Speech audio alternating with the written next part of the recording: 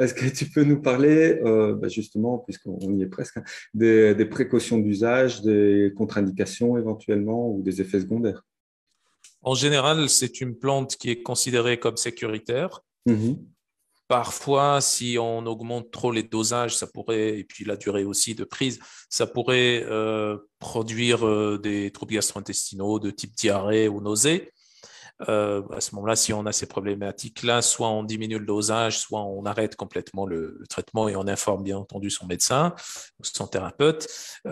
Sinon, pour les précautions d'emploi, on va dire entre parenthèses des contre-indications. Mhm. Donc on a donc le classique, hein, la grossesse, l'allaitement, et puis pour les enfants de moins de 12 ans également, ça il faut pas donner aussi.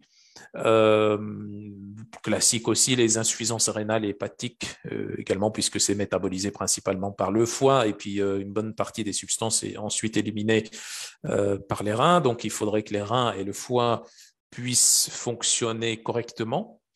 Mhm. Euh, Qu'est-ce qu'on a d'autre? Oui, on a aussi les interactions avec les cytochromes. Donc, on en avait parlé avant. Donc, les interactions avec les cytochromes, on a un groupe de cytochromes qui est inhibé par le desmodium, notamment le CYP2E. Donc, le CYP2E est précisément, c'est-à-dire ce qui va nous intéresser le plus, où il y a le plus d'interactions avec certaines substances, certains médicaments, c'est le CYP2E1. CYP2E1. Et là, c'est un cytochrome qui va détoxifier en phase 1, dans le foie bien sûr, l'éthanol par exemple, ou l'acétone, ou le paracétamol, Mhm. et, ou certains anesthésiants, certains myorelaxants aussi. Donc, il peut y avoir des interactions avec ces substances-là que j'ai citées. Parfois des myorelaxants, comme j'ai dit, des anesthésiants aussi. Donc, il faut faire attention quand on prend des médicaments. Donc, il faut faire attention à ne pas avoir d'interaction avec le desmodium. Il faudrait toujours informer son médecin de la prise du desmodium. Parce que Mhm. le paracétamol, bon, il n'y a pas que le CYP2E1 qui détoxifie le paracétamol, mais le CYP2E1 est un des cytochromes qui détoxifie le paracétamol. Et donc, justement, il faudrait être attentif par rapport à ça. Euh, En ce qui concerne l'utilisation par rapport au dosage, en général, ça s'utilise à plusieurs grammes. Donc plusieurs grammes, c'est en gros à partir de 2 grammes. 2 grammes, c'est déjà une petite Mhm. dose d'esmodium, ça c'est bien connu. Après, bien sûr, on peut pas donner des dosages précis c'est comme ça parce que bon, ça va peut-être être mal utilisé, mais normalement les thérapeutes et les médecins sont formés Mhm. à ça, ils s'y connaissent par rapport à ça et donc ils peuvent adapter le dosage directement en fonction de la situation du patient. Donc, et puis les cures aussi, en général, c'est des cures de moins d'un mois de desmodium. Souvent, c'est des cures de moins d'un mois, bien sûr, renouvelables après une certaine période d'arrêt. Alors, moi, j'ai comme écho deux écoles. Il y a ceux qui vont faire une détox du foie et prendre du desmodium après pour régénérer des cellules, et ceux qui disent non, le desmodium me sert exclusivement à faire ma détox hépatique. Ton avis ou l'avis de la science là-dessus? Alors, ça dépend de ce qu'on entend par détox, en fait. Mhm. Alors, si on parle donc de détoxification hépatique, donc phase 1, phase 2, etc., ce qu'on sait, c'est que le desmodium a un effet protecteur contre la phase 1, parce qu'on sait très bien qu'au niveau de la détoxification hépatique, la phase 1, donc catalysée par les fameux cytochromes P450, est une phase qui produit beaucoup trop de radicaux libres.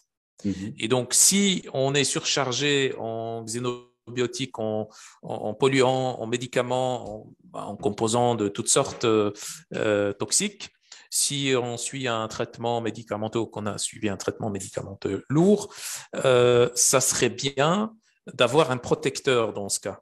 Et parmi ces protecteurs, donc l'un des meilleurs, c'est le desmodium.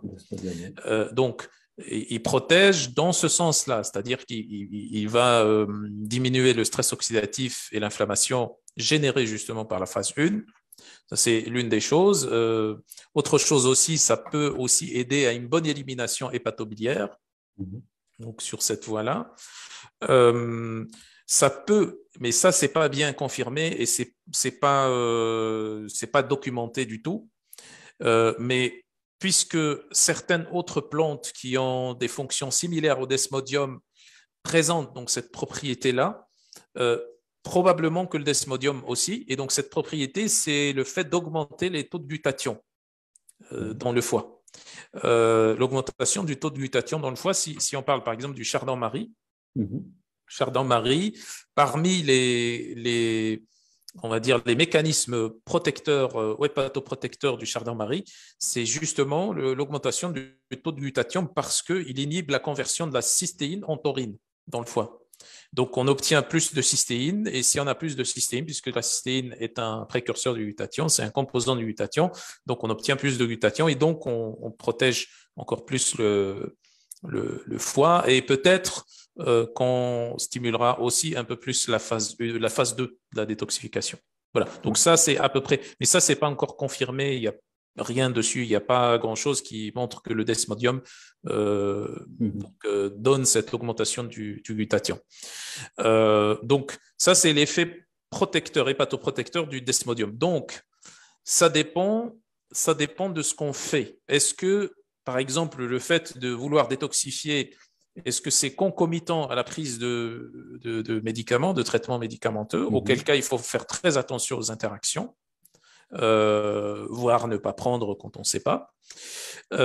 Sinon, si juste on a besoin d'une cure de détoxification pour une raison ou une autre, à ce moment-là, oui, on peut prendre le desmodium pour détoxifier à ce moment-là, donc au cours de peut-être d'un traitement phytothérapeutique ou autre. Mais il faut bien faire attention, comme je disais, à ces interactions médicamenteuses qui ne sont pas très nombreuses, heureusement, par rapport au desmodium, si on les compare avec les autres plantes hépatoprotectrices.